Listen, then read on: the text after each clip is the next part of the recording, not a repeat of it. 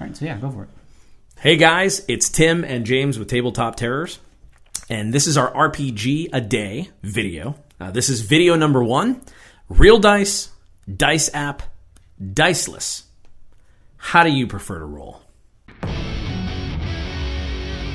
All right, you tell me. What is your flavor?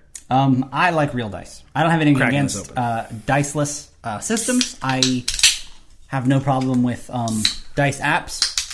But personally, given the chance to roll dice, I am absolutely going to. Even sometimes if there's a check and the GM's like, oh, I won't even make you roll for it. I'm like, you know what? I'm going to roll for it because I like to find out what Chance does. Chance is my friend, by the way. Chance. I'm Chance Bluffcheck. I think that would be a good fake news reporter name. That's a good one. Yeah.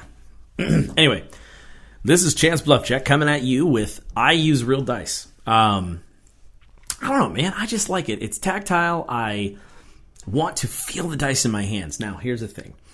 In the engineering world, in sound engineering, there are purists who say you can only get a certain sound out of analog equipment. And there have been blind sound studies done where people couldn't tell the difference and so on. With real dice, I just like to pick them up, clatter them around in my hand, and chuck them. To me, it's part of the fun. Yeah, it's a tactile thing. It's like for me too. If I have a preference, I'm answering another question. I've gone rogue here. I also prefer a written character sheet.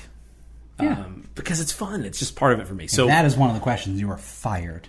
Oh yeah, super. Now I'll finish with this.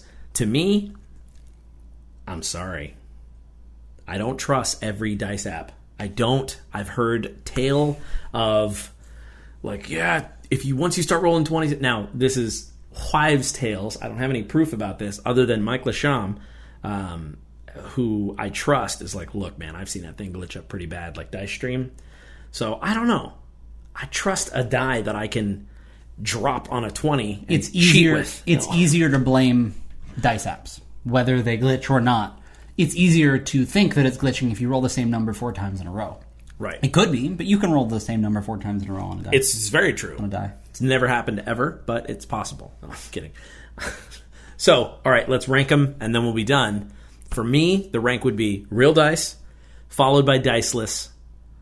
No. Real dice and diceless is a tie.